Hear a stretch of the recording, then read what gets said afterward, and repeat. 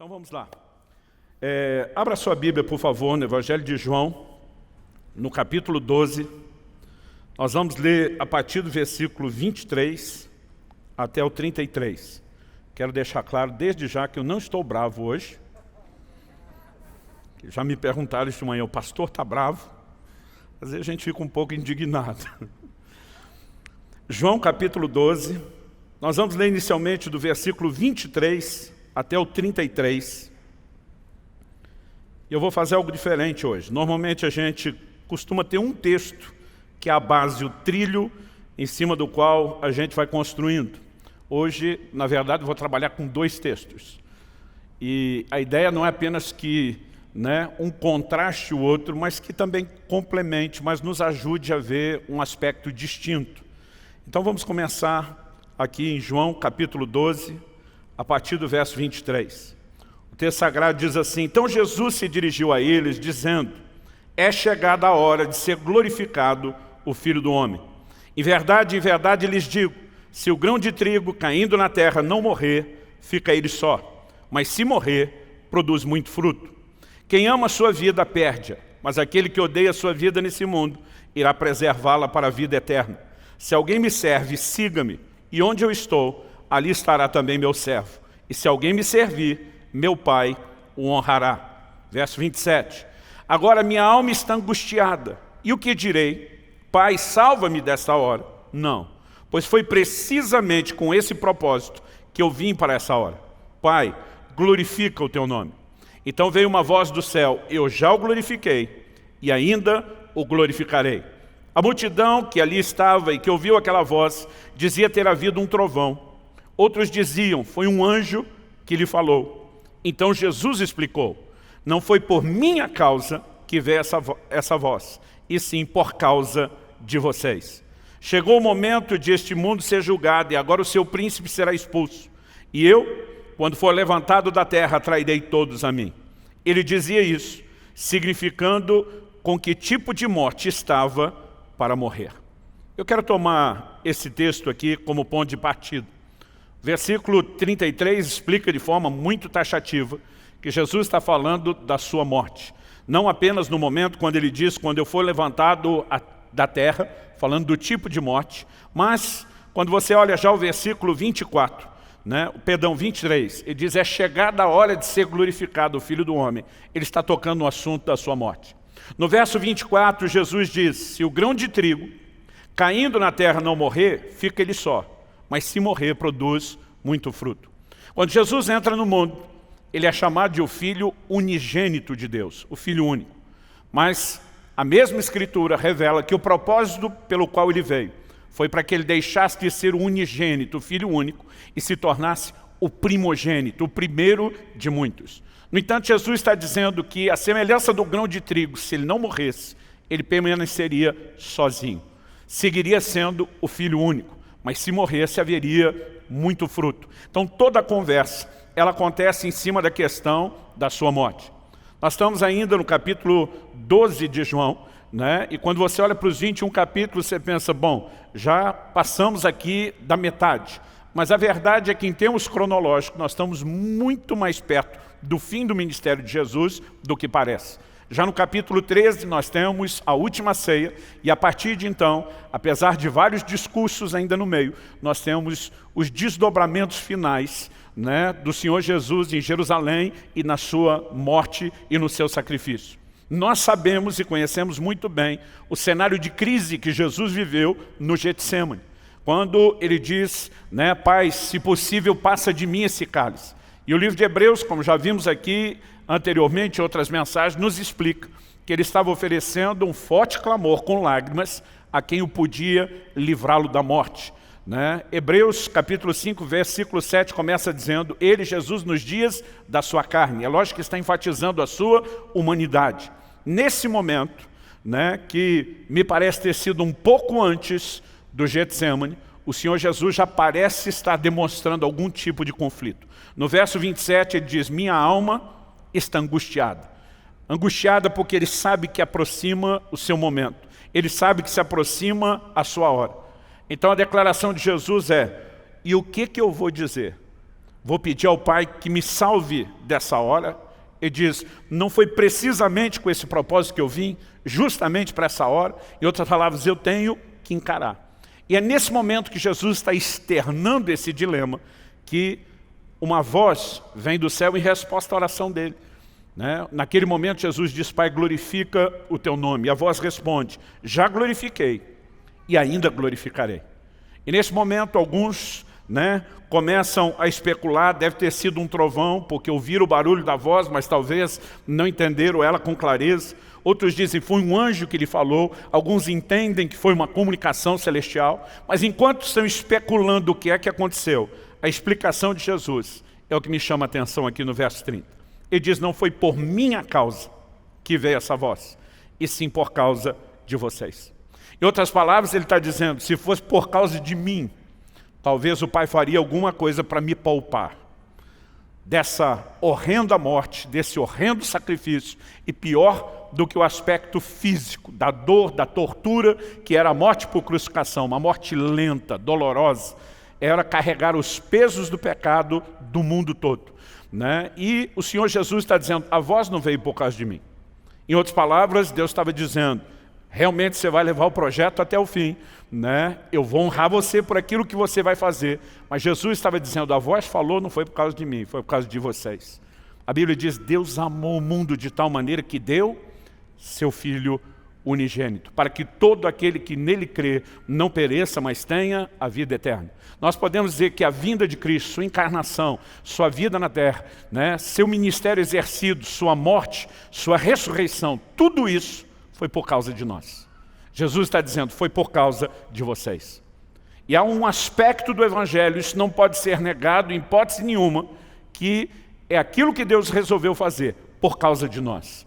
Por causa do amor que Ele tem por cada um de nós, por causa da disposição dEle de oferecer salvação a todos nós. No entanto, eu quero classificar isso como um aspecto do Evangelho. Nós não podemos achar que essa é a definição plena do Evangelho. Porque se por um lado o Evangelho fala daquilo que Deus faz por causa de nós, por outro lado nós vamos descobrir que o significado completo de Evangelho, que envolve não apenas a conversão, mas toda a caminhada cristã, envolve um outro aspecto complementar, que é o que eu e você precisamos fazer por causa de Cristo. E eu quero que você possa olhar comigo o outro lado da moeda e confira comigo lá em Filipenses, no capítulo 3, nos versículos 7 e 8, a declaração de Paulo, que em 2 versículos ele afirma por 3 vezes essa expressão, por causa de Cristo. Vamos lá. Ele diz no verso 7 de Filipenses 3, mas o que para mim era lucro, isso considerei perda por causa de Cristo. Na verdade, considero tudo como perda, por causa da sublimidade do conhecimento de Cristo Jesus, meu Senhor. Por causa dele, perdi todas as coisas e as considero como lixo. Outras traduções dizem como refúgio para ganhar a Cristo. O que é que o apóstolo Paulo está dizendo? Ele está afirmando taxativamente que quando Cristo entrou na sua vida, houve uma mudança, uma reordenação de valores. Quando ele fala do que era ganho e agora se tornou perda, obviamente ele não está falando de algo material. Ele usa uma linguagem de ganhos e perdas que se entende quando se fala de finanças e de coisas materiais, mas ele usa isso apenas para ilustrar verdades espirituais. Quando aqui ele está falando de ganho ou perda, ele está falando de coisas importantes. Atribua-se aqui um valor não necessariamente monetário, não necessariamente financeiro. Basicamente, Paulo estava dizendo, o que para mim antes tinha valor e importância, agora, por causa da sublimidade do conhecimento de Cristo Jesus, meu Senhor, essas coisas perderam completamente o seu valor e a sua importância. E ele usa essa expressão já logo no versículo 7, por causa de Cristo. No 8 ele vai dizer, por causa da sublimidade do conhecimento de Cristo Jesus. E no final do versículo 8, ele vai afirmar mais uma vez, por amor do qual, ou por causa de quem eu perdi todas as coisas. E aqui por 3 vezes, o apóstolo Paulo nos ajuda a enxergar com essas declarações que se existe um aspecto do Evangelho e da relação com Deus, onde o Senhor está dizendo, é por causa de vocês que eu fiz isso tudo, existe um outro, onde Deus espera que eu e você, em contrapartida, né, numa verdadeira resposta, no ato de reciprocidade, também possamos entender aquilo que por causa dele nós devemos fazer. Então o apóstolo Paulo fala de um lugar que Cristo precisa ocupar, acima de qualquer outro valor. Em outras palavras, quando Cristo entra na nossa vida, ele precisa estar acima de qualquer outra coisa. Quando o apóstolo Paulo usa aqui a expressão por causa da sublimidade do conhecimento de Cristo Jesus, tem traduções que dizem por causa da excelência, e há uma diversidade de traduções. Outro dia alguém falou, pastor, por que há tanta variação nas traduções? E eu respondi, porque algumas dessas palavras são difíceis de definir apenas com uma única tentativa. A palavra usada aqui no original grego, quando ele fala sublimidade, é a palavra uperetio.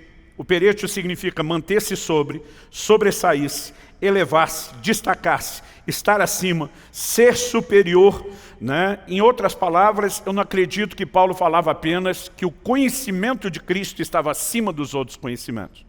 A sublimidade do conhecimento. Quando ele junta as palavras, né, uperetio e conhecimento, particularmente, e o contexto dos dois versículos justificam isso, eu acredito que ele está falando por causa do conhecimento daquele que uperetio, sobressai-se, está acima de toda e qualquer coisa. Ou seja, Paulo está dizendo, por causa de Cristo, todos os meus valores mudaram. Por causa de Cristo, toda a minha rota, a minha bússola de vida foi completamente redirecionada. Por causa de Cristo, tudo mudou. E quando ele fala desse lugar que Cristo ocupa, a ponto de dizer, por causa dele, eu redireciono, né? Eu estou trazendo essa mudança de valores completa, isso nos mostra a perspectiva com a qual eu e você deveríamos viver a vida cristã. Na verdade, ele não apenas destaca essa mudança de valores que tem que acompanhar essa conversão a Cristo, mas ele também enfatiza a necessidade de que tudo o resto perca importância diante da importância que o nosso Senhor Jesus passa a ter. Eu não quero estender muito falando sobre esse versículo, mas aqueles de vocês que ainda não tiveram contato, há 2 anos atrás, eu publiquei esse livro, Até que Nada Mais Importe, que é quase todo ele baseado em cima do trilho dessa declaração de Filipenses 3, versos 7 e 8. E se você não conhece, né, se você ainda não tem, recomendo adquirir. Se tem, ainda não leu, recomendo fazê-lo. O que eu quero destacar com esse outro lado que Paulo está apresentando é que nós temos que considerar não apenas a parte de Deus, o que ele fez por causa de nós, mas o que agora eu e você devemos fazer por causa dele. E com isso em mente, eu quero usar aqui mais versículos do que usualmente usamos numa pregação, embora acredite, eu não estou tentando esgotar o assunto. Eu comecei a perceber ultimamente, meditando principalmente nas declarações do Novo Testamento, que essas expressões, por causa de Cristo, por causa dele, né, por causa do Evangelho, por causa da palavra, elas são tão abundantes, elas são tão frequentes, que para mim elas saem do patamar de mera informação e ganham a natureza de ênfase. Quando começa a ver a repetição de algo, né, de uma maneira recorrente na Bíblia, Deus não está apenas tentando informar algo, Ele está agora tentando nos levar a entender o que é uma ênfase. Significa que nós temos algo de considerável importância. Em 1 de Pedro, no capítulo 2, a partir do versículo 11 até o 15, a Bíblia indica que essa mudança de valores que eu e você nos permitimos ter quando entendemos a natureza de Cristo como Senhor, daquele que vem em primeiro lugar, ela deve produzir também, na minha e na sua vida, mudança de comportamento.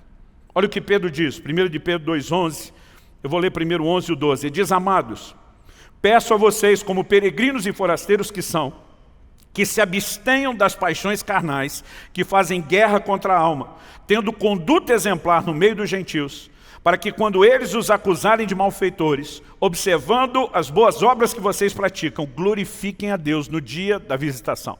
Primeiro ele fala de se abster de paixões carnais, das inclinações da carne. Em segundo lugar, ele fala de uma conduta exemplar. O que é que ele está tentando construir? Olha agora o versículo 13, vou ler o 13, 14 e 15.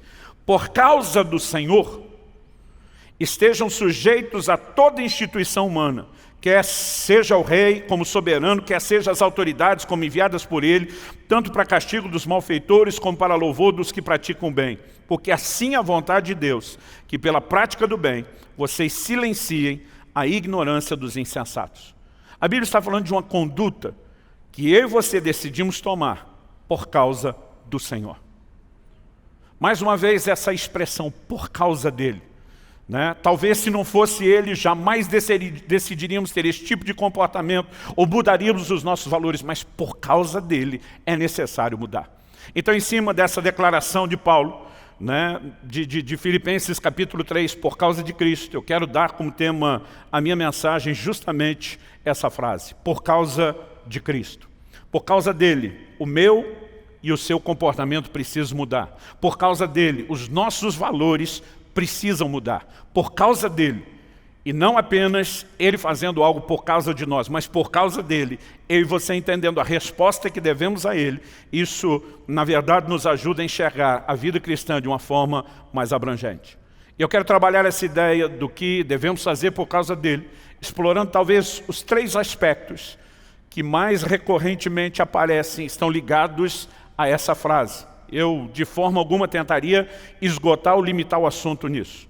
Mas, em primeiro lugar, eu quero destacar a disposição de suportar a tudo que todo cristão, por causa de Cristo, deveria manifestar. Em segundo lugar, eu quero destacar aqui o testemunho a ser dado, responsabilidade de cada um de nós. Em terceiro e último lugar, eu vou destacar o serviço a ser desempenhado, que é algo ainda mais abrangente do que só o testemunho, que é um dos aspectos do serviço. E para isso, eu queria de fato, trazer agora vários versículos. Talvez não vou nem comentar muito esses versículos, a ideia é mais montar o quebra-cabeça e te ajudar a perceber quanta informação, quanta repetição ou recorrência dessas informações nós temos. Então, falando a respeito da disposição de suportar a tudo, eu percebo uma mudança muito grande.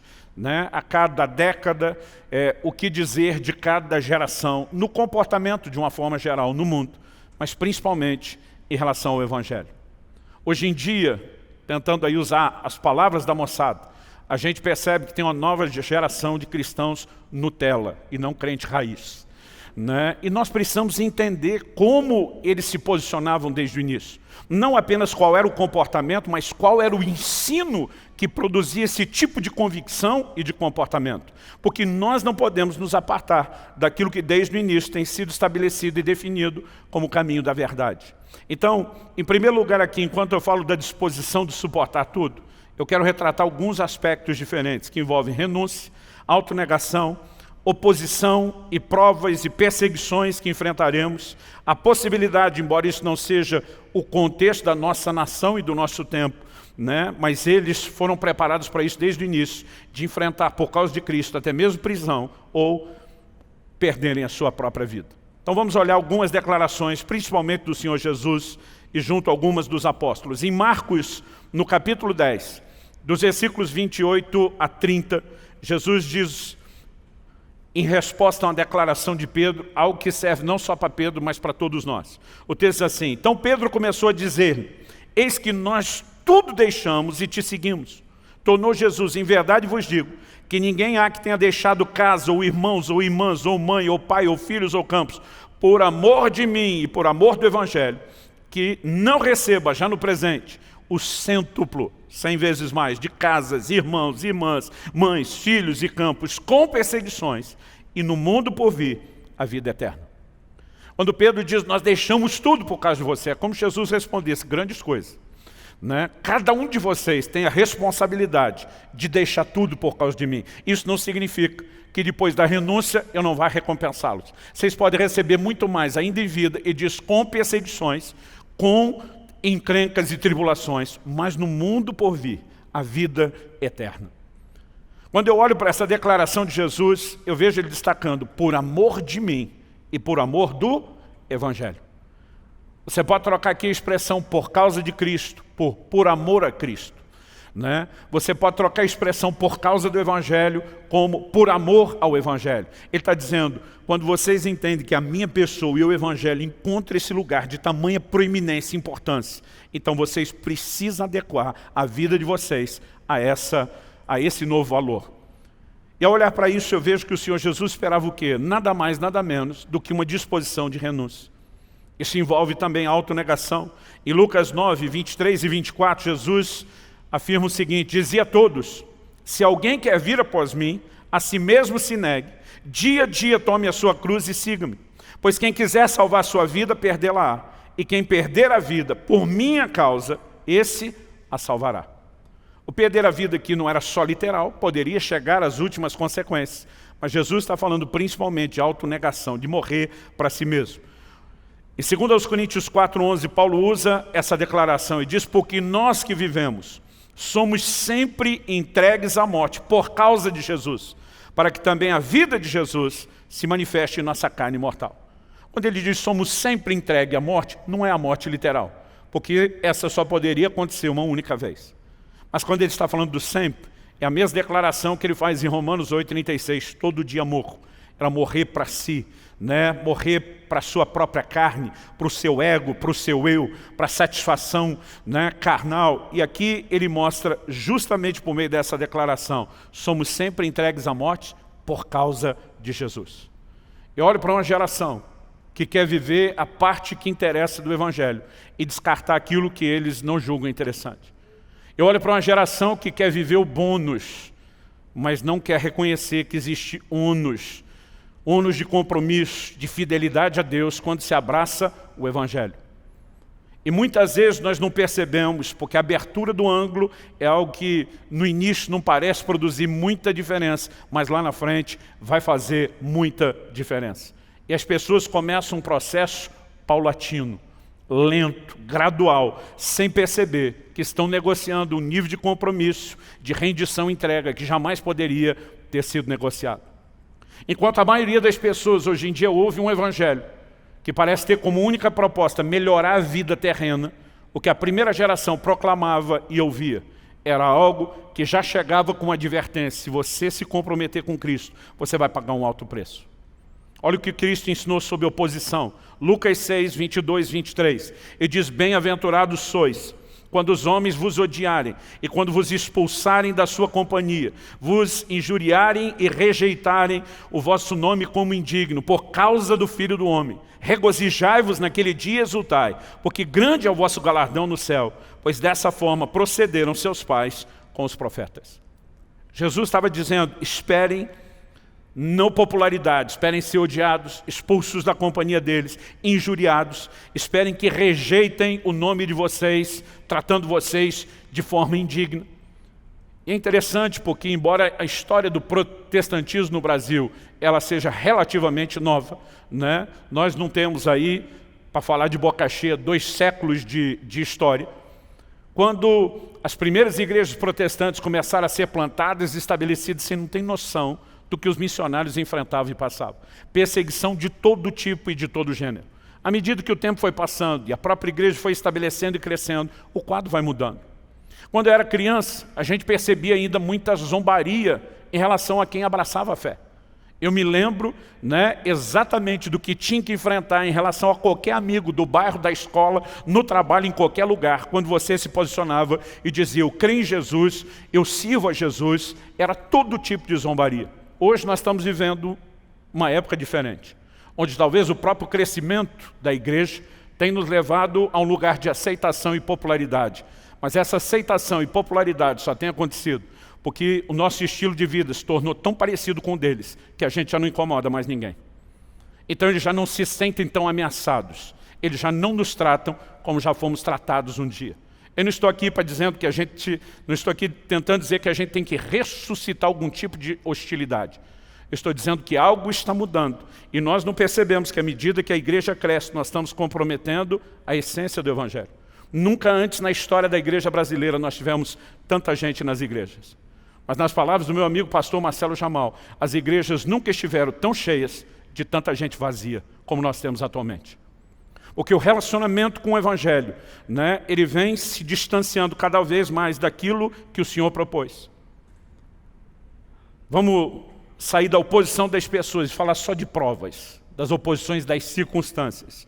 O Senhor Jesus diz em Apocalipse 2:3, falando com a igreja de Éfeso: você tem perseverança, suportou provas por causa do meu nome, sem esmorecer.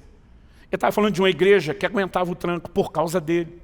Em outras palavras, eles diziam, nós não podemos simplesmente, porque a coisa apertou, está difícil, virar as costas e desistir daquele que se doou por causa de nós.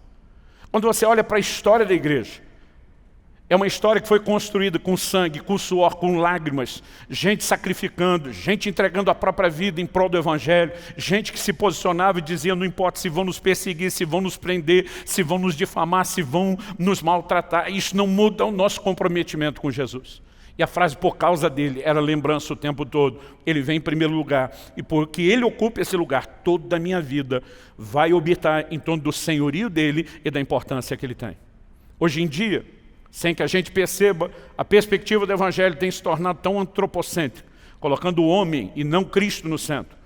Onde se a coisa não estiver boa para a gente, o comportamento normalmente é parecido com a mulher de Jó. Se Deus não estiver fazendo o que a gente quer, vamos virar as costas para Ele, amaldiçoá-lo e morrer de uma vez. E nós precisamos acordar, né? Porque esse é um assunto muito sério.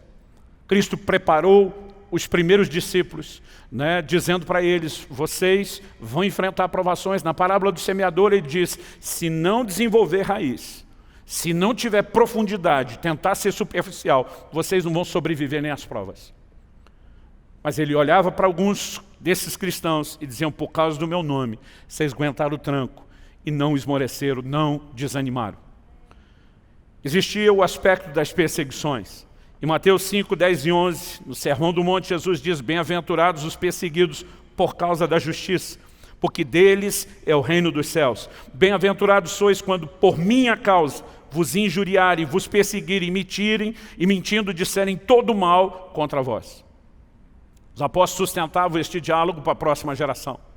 Esse mesmo ensino, em 1 de Pedro 4,14, o apóstolo Pedro disse, pelo nome de Cristo sois injuriados, bem-aventurados sois, porque sobre vós repousa o Espírito da glória e de Deus.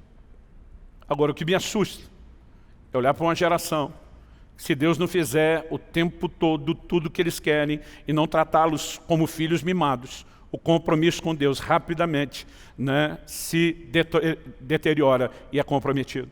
Ou sem contar aqueles que, em momento algum, cogitam pensar em Deus quando fazem as suas escolhas. Um dia desse, estava conversando com um camarada que tinha chutado o balde, destruído o seu matrimônio. Eu falei, meu amigo, onde você estava com a cabeça para fazer uma bobagem desse tamanho? Ele falou, estava com muita raiva da minha esposa. Falei, vamos imaginar que ela realmente causou isso tudo sozinha e merecia essa raiva toda que você sentiu. Eu falei, mas deixa ela de lado um pouco. Me explica, o que é que Jesus tem a ver com isso? Ele olhou, como assim Jesus? Tipo, não bota Jesus na história. Eu falei, não tem como não botar Jesus na história. Se você diz se rendeu a Ele, ao senhorio dele, agora por raiva da sua mulher, você cospe na cara de Cristo e desonra o nome dele? E de repente ele olha para mim e diz, eu nem pensei em Jesus nesse tempo todo. Eu falei, com certeza não pensou. Porque se você fosse esse tipo de crente que diz por causa de Cristo, você tinha tomado escolhas completamente diferentes. Mas porque muitas vezes nós não somos norteados a viver o Evangelho dessa forma, a gente não quer suportar absolutamente nada. Eu olho para uma geração, desde o início do Evangelho, tão comprometido, dispostos a dar vida. Eu sinto vergonha daquilo, estou generalizando, é óbvio, daquilo que estamos nos tornando.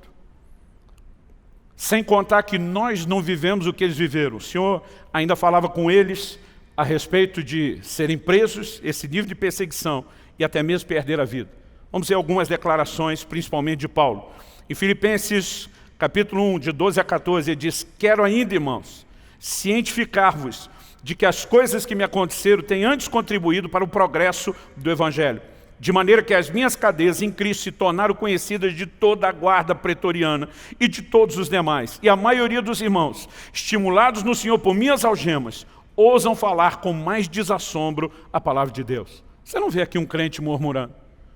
Você vê aquele mesmo crente raiz, não Nutella, que em Filipos, enquanto açoitado e preso, estava orando e adorando a Deus na prisão, em vez de reclamar. Agora ele está escrevendo para os irmãos que conhecem a sua história, porque foi assim que o Evangelho começou.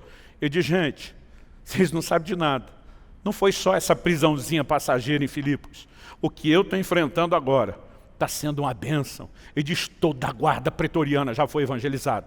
Enquanto ia trocando de turnos os soldados, Paulo ia pregando o evangelho para cada um deles o tempo todo. Ele diz, toda a guarda pretoriana já conhece a razão das minhas algemas. Ele diz, e os irmãos do lado de fora, vendo a minha perseverança, estão ainda com mais ousadia, proclamando a palavra de Deus. Eles simplesmente olhavam para aquilo dizendo, não apenas é parte do jogo, mas por causa de Cristo, nós vamos suportar o que vier. Em 2 Timóteo, no capítulo 2, nos versículos 9 e 10, ele diz, pelo que estou sofrendo até algemas como malfeitor, contudo a palavra de Deus não está algemada. Por essa razão, tudo suporto, por causa dos eleitos, para que também eles obtenham a salvação que está em Cristo Jesus com eterna glória. Aqui ele não diz por causa de Cristo, mas como nós vamos perceber daqui a pouco, numa série de outros versículos, quem entende o por causa de Cristo, começa a ver a oportunidade de fazer por Cristo quando faz pelas pessoas. E agora ele está dizendo, eu suporto tudo por causa dos eleitos, para que essa salvação seja anunciada, seja proclamada. Escrevendo a Filemão, no capítulo único, versículo 13, ele fala, nas algemas que carrego por causa do Evangelho. Em outras palavras, ele estava dizendo, eu não vou desanimar, eu não vou desistir, eu vou olhar isso para isso com honra, porque é por causa do Evangelho de Nosso Senhor. Em relação a perder a vida, o próprio Jesus diz em Mateus 10, 21 e 22, quando estava falando do cenário de perseguição em detalhes, um irmão entregará à morte outro irmão, o pai entregará o filho, haverá filhos que se levantarão contra seus pais e os matarão, todos odiarão vocês por causa do meu nome, aquele, porém, que ficar firme até o fim, esse será salvo. Diferente hoje em dia, onde as pessoas dizem, vamos ver se é interessante. Se eu aceitar Jesus, se melhora ou não minha vida. Eles garantiam, vai piorar a sua vida. Você vai ter encrenca e problema que você não tinha antes. Mas junto com isso eles diziam, mas vai valer a pena. Tudo que você suportar por causa dele, vai valer a pena. E o próprio discurso, a linguagem pregada do Evangelho, o discipulado praticado, gerava uma geração de gente comprometida com o Senhor. Mas a maneira como nós mudamos isso tem gerado um descompromisso enorme. Em Apocalipse, no capítulo 6, no versículo 9, o apóstolo João descreve uma das visões que ele teve e diz, quando o Cordeiro abriu o 5º selo, vi debaixo do altar as almas daqueles que tinham sido mortos por causa da palavra de Deus e por causa do testemunho que deram. Ou seja, nós olhamos para essa primeira geração de discípulos, produzido por Cristo, e aqui eles, os seus discípulos, os discípulos de Cristo, os apóstolos, produziram nos outros. E havia uma ideia o tempo todo de que por causa dele, nós temos que suportar qualquer coisa. Agora, já no primeiro século, começaram as primeiras manifestações daquela tentativa de negociar o Evangelho. Em Gálatas, no capítulo 6, no versículo 12, o apóstolo Paulo nos mostra que, infelizmente, já havia desde então aqueles que adaptavam o Evangelho para evitar a oposição. Olha o que ele diz, todos os que querem ostentar-se na carne, esses querem obrigar vocês a se deixarem circuncidar e agem assim somente para não serem perseguidos por causa da cruz de Cristo. Paulo diz, estão produzindo uma mudança, uma mutação no Evangelho, porque não quer ter que aguentar o tranco da perseguição que a cruz produz. Isso não é muito diferente do que alguns políticos, cristãos e pregadores estão fazendo hoje em dia. Cansei de ouvir nos últimos anos declarações de gente que vão a público para dizer, pessoalmente eu sou contra o aborto, mas opto e voto a favor da descriminalização dele. Aí, às vezes, os próprios repórteres olham e dizem, mas como você pode ser pessoalmente contra e pensar em legislar a favor? Não, porque eu não posso impor minha fé sobre outros. Eu digo, isso é só uma questão de fé. Olha qualquer categoria que atua, por exemplo, na questão da defesa dos direitos humanos. Eles não vão olhar para isso como fé, eles vão olhar para isso como valores inegociáveis e vão lutar por isso. Então agora nós decidimos imaginar que é possível um convívio social, onde eu não imponho aquilo que eu acredito para os outros, e eles podem impor o que acreditam para o resto da sociedade, e a gente simplesmente fecha a boca, finge que tem uma postura de tolerância, quando na verdade o que queremos é ser tolerado e aceito por eles, em vez de enfrentar a oposição que nossas convicções trariam. Irmão, você consegue imaginar, nós somos hoje pelo menos 50 milhões de evangélicos. Se fôssemos 50 milhões de evangélicos, crentes de verdade, não é possível que a fibra moral da nossa nação não teria mudado. Hoje eu não sei o que envergonha mais a gente no Congresso, no Senado, se é a bancada evangélica ou a não evangélica. Por quê? Porque essa constante negociação tem nos afastado de um padrão de Deus. E nossa fé está se tornando nominal. E ela perde completamente o seu efeito. Há um grito no coração de Deus para que a gente retome as coisas como nunca deveriam ter deixado de ser e que a gente possa fazer diferença nessa terra por causa dele e para a glória dele. Quem está entendendo, diga amém. Segundo lugar, eu quero destacar aqui um pouco a questão do testemunho a ser dado. As pessoas confundem a questão de testemunhar de Cristo como se elas precisassem de um chamado muito especial, ou como se elas tivessem que ser aquele tipo de cristão que é tão vagabundo, não tem o que fazer, que então, já que não tem nada a fazer, vamos falar de Jesus. Não, pastor, duvido que alguém acredita isso. Se a maioria dos crentes, quando você encoraja a evangelizar, ou ajudar a cuidar dos novos convertidos, a desculpa é não tenho tempo, o que eles estão dizendo? Só deveria fazer isso quem não tem o que fazer. Porque quem tem o que fazer não tem tempo para fazer isso. E quando nós chegamos a esse tipo de conclusão, nós não entendemos o que é por causa de Cristo. Tirando o fato que dá uma vontade enorme de dizer, contabiliza direitinho quanto tempo você gasta no Netflix, na rede social, no seu entretenimento, e depois vai lá para Deus, com tudo isso anotado, você olhando e diga para Ele, não tenho tempo. Porque ou você passa vergonha agora, ou vai ser no dia final do Tribunal de Contas, do Tribunal de Cristo, da prestação que nós vamos ter. Mas simplesmente porque não entendemos o que é por causa de Cristo, a ponto de dizer, se Ele falou, se Ele que é o nosso maior valor, a pessoa mais importante, aquele que nos redimiu, aquele que deu norte e direção à nossa vida, falou, nós vamos fazer. E nós vamos arrumar tempo para fazer, porque se Ele diz para fazer, por causa dEle, nós vamos fazer. Olha o que Jesus diz em Mateus 10, 18. Por minha causa, sereis levados à presença de governadores e de reis, para lhes servir de testemunhos a eles e aos gentios. Ele não está dizendo por causa de vocês, porque talvez vocês precisam de algum tipo de atividade para se sentir realizado, porque vocês estão precisando. Ele diz, é por minha causa que vocês precisam ser testemunhas.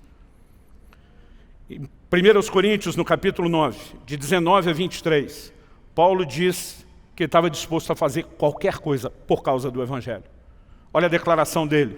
Porque sendo livre de todos, fiz-me escravo de todos, a fim de ganhar o maior número possível. Procedi para com os judeus como judeu, a fim de ganhar os judeus. Para os que vivem sob o regime da lei, como se eu mesmo assim vivesse, para ganhar os que vivem debaixo da lei, embora não esteja eu debaixo da lei.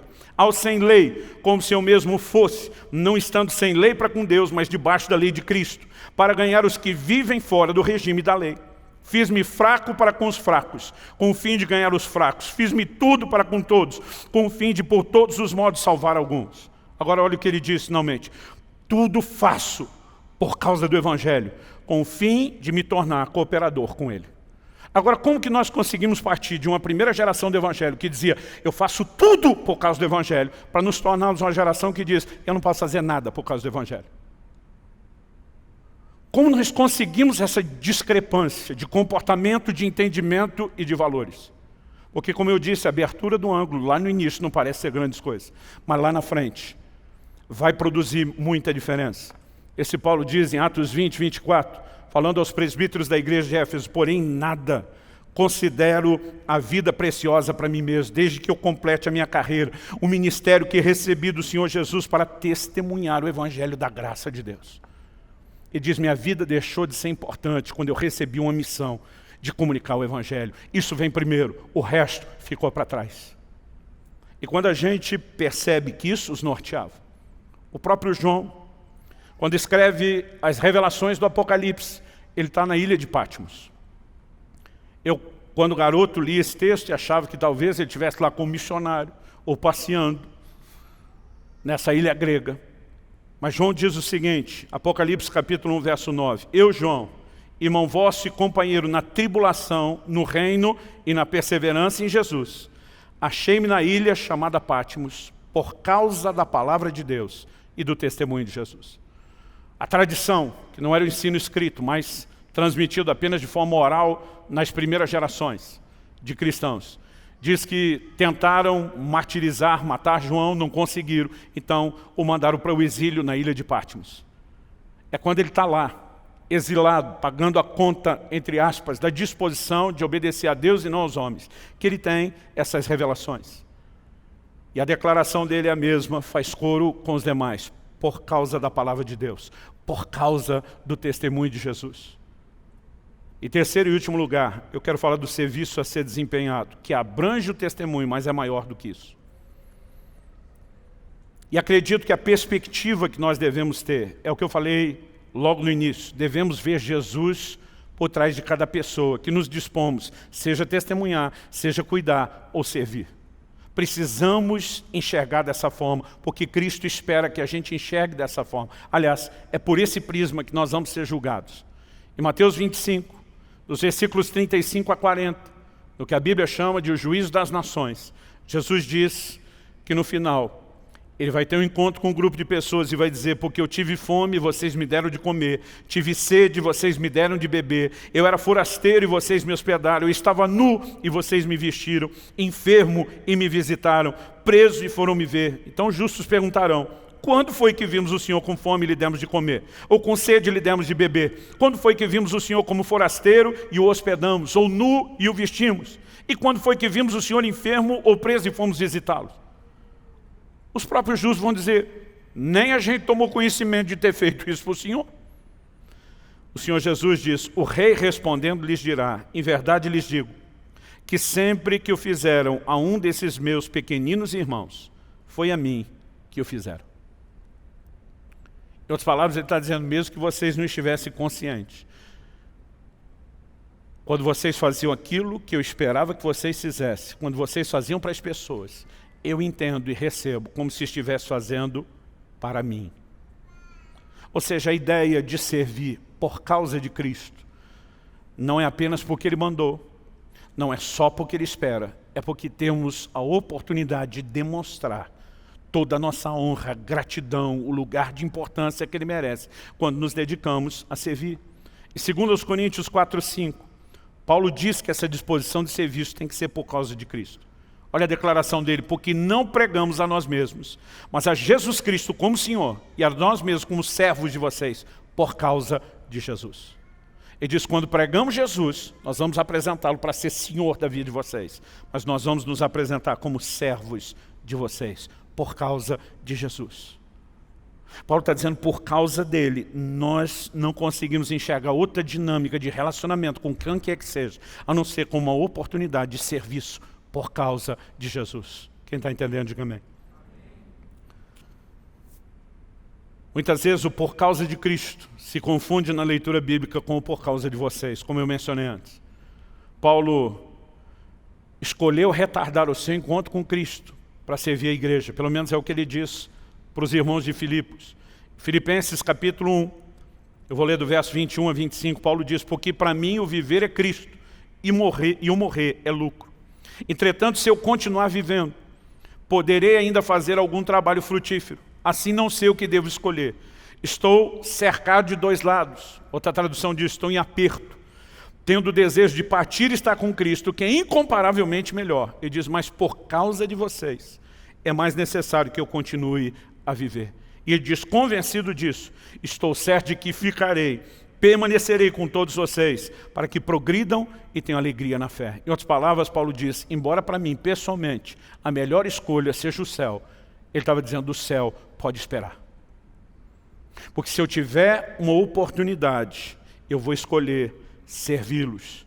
Eu escolho ficar por causa de vocês. E esse por causa de vocês se confunde com a missão que Cristo havia dado a eles. Na mesma carta aos Filipenses, Paulo menciona um dos seus cooperadores, Epafrodito. E ele diz o seguinte, porque por causa da obra de Cristo, ele quase morreu, arriscando a própria vida, para suprir a ajuda que vocês não podiam me dar pessoalmente. Homens como esse que colocavam o Evangelho à frente da sua própria vida e faziam isso por causa da obra de Cristo, eram tratados como verdadeiros heróis entre eles. A pergunta é como nós conseguimos nos distanciar tanto desse padrão. Em último lugar, para falar dessa questão da disposição de serviço, eu quero mencionar um texto aqui, 3 João, capítulo 1, o único, dos versos 5 a 8. A Bíblia tanto fala daqueles que se dispõem a fazer algo por causa de Cristo, e também fala daqueles que se dispõem a cooperar com esses que agem por causa de Cristo. João, escrevendo a Gaio, diz: amado, você tem sido fiel no que faz pelos irmãos, mesmo quando são estrangeiros. Esses deram testemunho diante da igreja do amor que você tem.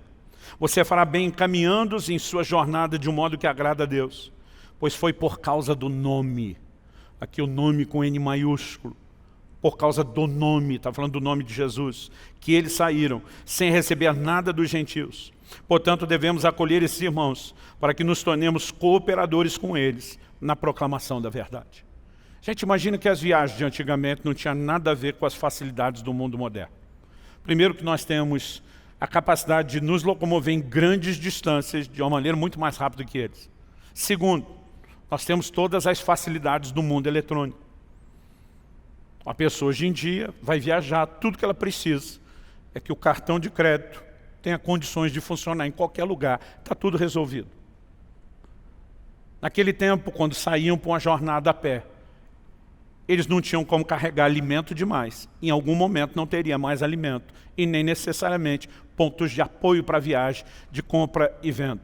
Também não tinham condição de carregar muito dinheiro, que não só era físico, mas não existia cédulas altas, se pagava tudo praticamente com moedas.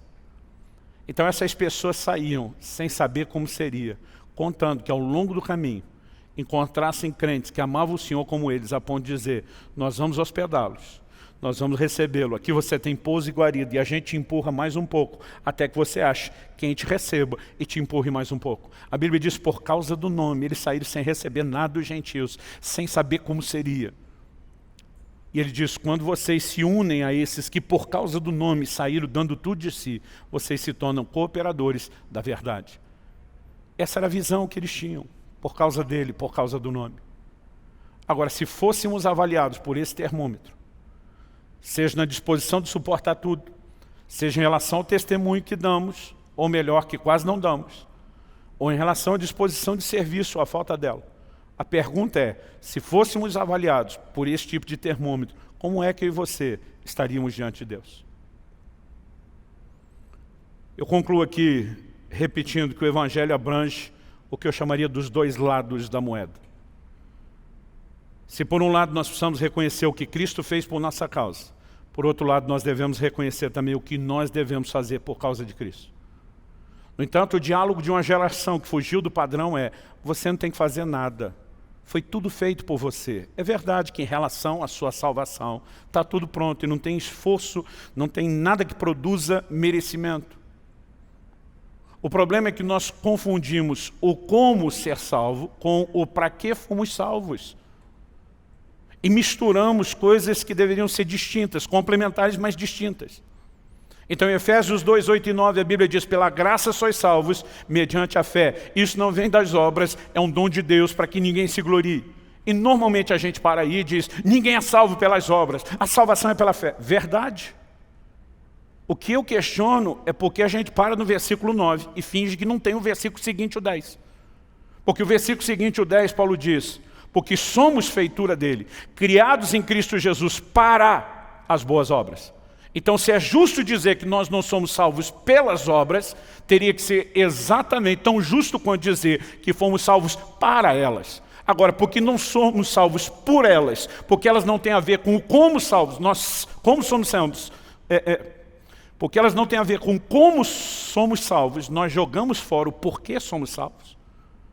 E o discurso de não temos que fazer nada virou não só o entendimento do que era a porta de entrada, mas virou uma completa falta de propósito de vida, de um norte da vida cristã. Na verdade, com o perdão da palavra, virou a desculpa de uma geração vagabunda que não quer fazer absolutamente nada daquilo que Deus espera que ela faça. E se nós acreditarmos que podemos viver o Evangelho só pensando no que Cristo fez por nós, sem entender o que nós devemos fazer por Ele, não é o Evangelho que nós estamos vivendo. Há uma reciprocidade. Paulo diz em 2 Coríntios 5, 14 e 15, pois o amor de Cristo nos constrange, julgando nós isso. Um morreu por todos, logo todos morreram. E ele morreu por todos, para que os que vivem não vivam mais para si mesmos, mas para aquele que por eles morreu e ressuscitou. Paulo dizia, o amor, a doação de Cristo e da sua vida é tão constrangedora, que nós que agora vivemos por causa da morte dele, não temos o direito de viver para nós mesmos. Nós precisamos corresponder, retribuir a esse amor e viver para ele. Quem está entendendo, diga amém. Vamos ficar em pé para parecer que está acabando. Eu gostaria que nós pudéssemos orar juntos. Eu não vim aqui apontar o dedo ou jogar pedra em você. Como eu disse no início, eu não estou bravo. Mas é impossível mexer nesse tipo de assunto do comportamento da igreja e eu não conseguir lidar com o que dentro de mim eu prefiro classificar como uma certa indignação. A palavra de Deus diz que enquanto Paulo estava em Atenas, o seu espírito se indignava, se revoltava diante da idolatria. Ele olhava para aquilo tudo e dizia, eu não posso aceitar, não posso ficar quieto, eu não posso fingir que eu não estou vendo. E ele sabia que ele tinha que se levantar com uma mensagem muito clara a respeito da questão dos ídolos. Nós não podemos viver brincando de evangelho. Não podemos ignorar que o que Cristo fez por nós é a base de tudo. Quando Paulo disse, um morreu por todos, logo todos morreram, ele não está dizendo que nós vamos morrer para beneficiar Cristo, no sentido que ele nos beneficiou. Mas ele está dizendo que o amor dele nos constrange a pelo menos viver de forma diferente. E a declaração por causa de Cristo. Tenta ler o Novo Testamento, do início ao fim, destacando só essas frases. Acredite, apesar de ter usado tanto versículo, essa lista ela é enorme, ela é muito maior. E ela deveria nos ajudar a entender qual o nível de resposta que nós devemos a ele. Isso é algo que eu quero que você questione diante do Senhor hoje. É se você tem vivido por causa de Cristo ou não. Nós sabemos que a salvação que Cristo ofereceu foi por causa do amor de Deus por você. O que Ele fez foi por causa de nós. Mas a pergunta a ser feita é, depois do que Ele fez por causa de nós, o que é que nós temos feito por causa dele? Alguns cristãos simplesmente, porque não foram mimados exatamente como seus pais fizeram em casa, e Deus não disse sim o tempo todo, dando tudo que eles queriam, na hora que queriam, eles simplesmente voltam as costas para o Salvador? A minha pergunta para alguns é, qual ameaça exatamente você está fazendo para Deus? Se o Senhor não dá o que eu quero, eu deixo o prazer e o deleite de estar com o Senhor hoje, por toda a eternidade, para ir para o inferno? Qual a inteligência do seu protesto, eu pergunto para alguns. A verdade é que a maioria tem um comportamento emocional e não construiu os valores da palavra de Deus. Que nós não sejamos como a mulher de Jó, que diante do que passou, vira para o marido e diz, amaldiçoa seu Deus e morre. Jó passou pelas mesmas coisas, pelos mesmos problemas, mas tinha uma outra convicção. Ele olha para ela e diz, você fala como uma louca, você está fora do juízo, você não entende o que é relacionar com Deus. Em outro momento, no livro de Jó, nós vamos ler a declaração, ainda que ele me mate, eu louvarei. É certo que Deus, ele não estava esperando que Deus o matasse. Ele vai fazer uma declaração de fé, eu sei que o meu Redentor vive, que ele há de se levantar sobre a terra. Ele está dizendo, eu não vou duvidar dele, até porque a fé se apoia no caráter de Deus, um Deus está acima de qualquer suspeita. A verdade é que quando eu e você não entendemos os porquês, nós podemos seguir confiando e deixando que Ele seja Senhor e que a gente seja apenas os seus servos.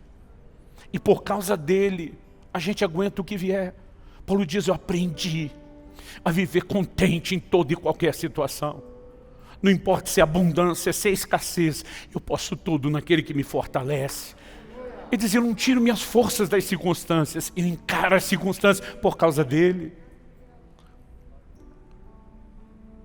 Talvez haja uma necessidade urgente de você alinhar o seu comprometimento com Deus. Eu quero te propor a fazer isso aqui, agora, hoje. Enquanto você ora, colocando a sua vida diante de Deus, eu quero dirigir um convite específico a 2 grupos de pessoas. Talvez você, mesmo sem entender tudo que eu estou falando aqui hoje, sente que a palavra de Deus está provocando, queimando seu coração, e talvez você esteja aí pensando e dizendo, eu preciso fazer algo por causa de Cristo. Mas a verdade é que antes de fazer algo por causa dele, primeiro, você precisa entender e corresponder ao que ele fez por causa de você. Se isso não funcionar primeiro, não adianta você tentar começar pelo que deveria ser a resposta. Em Romanos 4, de 22 a 25, a Escritura diz assim, está falando de Abraão, pai da fé, e diz, assim também isso lhe foi atribuído para a justiça. E as palavras lhe foi atribuído foram escritas não somente por causa dele, mas também por nossa causa. Visto que a nós igualmente nos será atribuído, a saber, a nós que cremos naquele que ressuscitou dentre os mortos a Jesus nosso Senhor, o qual foi entregue por causa das nossas transgressões e ressuscitou para a nossa justificação. E essas declarações foram escritas por causa de nós, porque Deus queria que vivêssemos a mesma justificação. É depois de vivê-la que então nós temos motivo para corresponder ao que foi feito por causa de nós. Mas não adianta tentar começar pela resposta sem viver a primeira parte. E talvez você esteja aqui hoje, no culto presencial, ou nos acompanhando à distância, e ainda não entregou sua vida a Cristo. Com certeza você não estaria aqui se o odiasse. Ninguém vai justificar sua simpatia, ninguém vai questionar sua simpatia pela pessoa de Jesus ou o Evangelho, mas a pergunta é, você de fato deu a ele o lugar devido, onde possa depois dizer como Paulo, por causa de Cristo eu considero qualquer outra coisa como perda, o que eu quero é ganhá-lo. Se não, esse é o ponto de partida. Talvez a gente tenha tanto aqui, como aqueles que nos acompanham ao vivo ou por essa mensagem gravada depois, gente que se afastou do Senhor Jesus. É impressionante a quantidade de gente que por falta de um adjetivo melhor, a gente chama de desviado.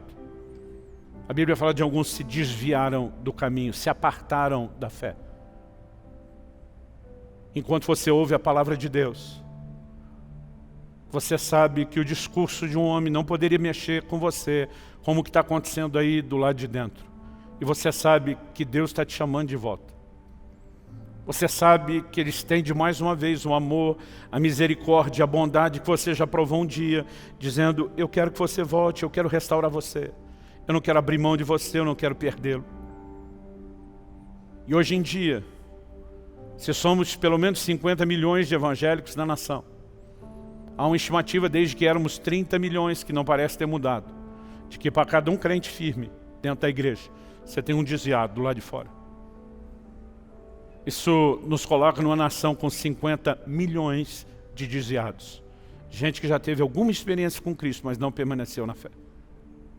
É por isso que em toda reunião nós fazemos dois tipos de apelo. Não apenas a quem quer entregar a vida a Cristo, mas aqueles que precisam se reconciliar com Ele. Mas a minha proposta não é para um evangelho que melhore a sua vida terrena. Em alguns aspectos, com certeza vai melhorar. Em outros, talvez você vai dizer, agora eu tenho problemas que eu não tinha antes. Mas é um evangelho que muda antes de mais nada a sua eternidade, o seu destino eterno. Terá desdobramentos, impacto e um efeito colateral na vida terrena, mas essa não é a essência. Paulo escreve aos Coríntios e diz, se é só para essa vida que esperamos em Cristo, nós somos de todos os homens os mais infelizes. Nossa esperança vai muito além do que Ele fará por nós aqui e agora. E para você que quer e entende a importância de tomar essa decisão, eu quero fazer um convite diferente dos demais que estão orando, se acertando com Deus aí onde estão. Eu quero que você possa externar publicamente a sua decisão. Até porque o próprio Jesus diz, todo aquele que me confessar diante dos homens, eu também o confessarei diante do meu Pai e dos anjos que estão nos céus. Ele diz, mas se me negar diante dos homens, eu também vou negá-lo diante do meu Pai e dos anjos que estão nos céus. Pastor, então essa decisão tem que ser tomada em público, sim. A boa notícia é que essa audiência, essa plateia não está aqui para julgar você. Eles na verdade estão torcendo por você. Muitos deles já estão orando pela sua decisão agora. Jesus disse que a festa nos céus quando o pecador se arrepende. E nos mandou orar para que a vontade de Deus seja feita aqui na terra, como acontece lá no céu. Então com certeza Ele também queria que tivesse festa aqui. E nós fazemos festa cada culto, quando alguém se posiciona e decide por Jesus. Então eu vou perguntar a quantos de vocês que ainda não tomaram a decisão de entregar sua vida a Cristo e querem fazer isso pela primeira vez, ou que entendem o chamado de Deus para se reconciliar com Cristo e querem fazer isso agora. Dá um sinal com a sua mão bem alto, levante a sua mão. Eu não quero que você se acanhe, nós queremos orar com você. Quem quer tomar essa decisão hoje? Graças a Deus, quem mais? Eu sei que há mais pessoas. Tem gente que a princípio fica só acanhado, mas tem gente que não entende que é uma batalha no mundo espiritual acontecendo. Às vezes as pessoas me dizem, eu queria levantar a mão e parece que ela pesava 1 tonelada. Eu queria sair do meu lugar, parece que meu pé estava parafusado, enraizado no chão. Isso é uma batalha do reino espiritual, mas na autoridade do nome de Jesus. Nós quebramos e desfazemos toda amarra espiritual. Eu declaro cada pessoa nesse lugar e que nos acompanha, ouvindo a palavra de Deus agora, livre para responder ao apelo, ao convite do Espírito Santo. E tem gente que diz, pastor, depois que declarou isso, parece que minha mão já não pesava 1 tonelada. Você que também quer tomar essa decisão junto com os demais, dá um sinal. Aliás, vou pedir mais do que só dar um sinal com a sua mão. Sai rapidamente do seu lugar. Vem aqui à frente para a gente orar junto. Você que está em casa pode orar conosco aí mesmo, onde está, na sua casa ou independente do lugar onde você esteja assistindo. Você que está tomando essa decisão, vem para cá. Aliás, vou pedir mais. Eu sei que nós temos cadeiras aí com distanciamento social necessário, mas eu queria que você desse uma checada aí por perto. Perguntasse da direita e da esquerda, perto ou longe. Pergunta para ele se já entregou sua vida a Jesus. Mesmo se ele falar que sim, dá uma checada de novo. Fala, você tem certeza? Fala para ele, se você quiser, nós vamos junto lá na frente. E se ele precisar de ajuda, você vai ser encorajador e ajudá-lo a chegar aqui. Essa é a decisão mais importante da sua vida. Pastor, eu posso deixar isso para depois. É verdade. Mas pode ser que esse depois não aconteça, que essa decisão não seja tomada. Sem contar que nenhum de nós sabe exatamente quanto tempo tem de vida. A Bíblia diz, se hoje ouvides a voz de Deus, hoje, não endureçam o coração. A Bíblia diz, hoje é o tempo aceitável, hoje é o dia da salvação. Glória a Deus. Você pode dar ao Senhor mais um forte aplauso.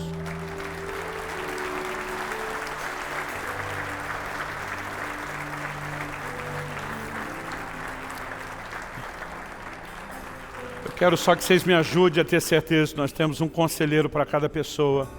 Acho que preciso de mais alguém aqui. Que nos ajudem a orar com eles. Muitas vezes a gente pede que os próprios conselheiros orem, mas eu vou pedir que vocês vierem à frente, repitam essa oração comigo, porque aqueles que estão nos acompanhando à distância também precisam ter uma referência. Pastor, eu posso orar sozinho? Pode. A Bíblia não diz que você tem que orar com alguém e nem tampouco que tem que ser um pastor. A Bíblia diz, todo aquele que invocar o nome do Senhor Jesus será salvo. Basta clamar pelo nome de Jesus, a salvação que há nele. Não precisa ser com palavras bonitas apenas, tem que crer de todo o coração. Mas como há uma confissão, uma declaração verbal, eu quero ajudar você que veio à frente.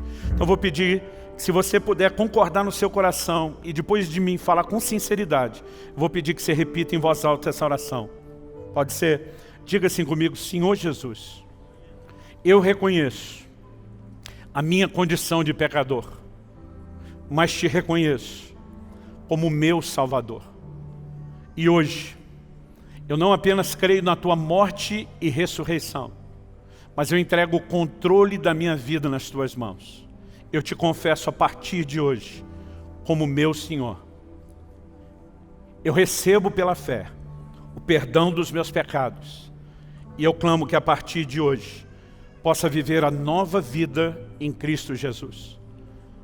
Eu clamo pela tua graça, pela liderança do Espírito Santo, para que eu possa viver e andar pela tua palavra, para a tua glória e por causa do Senhor Jesus. Eu invoco o teu nome e a salvação que há no teu nome, Jesus. E te agradeço por esse novo começo. Em nome de Jesus. Amém. Amém. Glória a Jesus. Glória a Jesus. Glória a Jesus.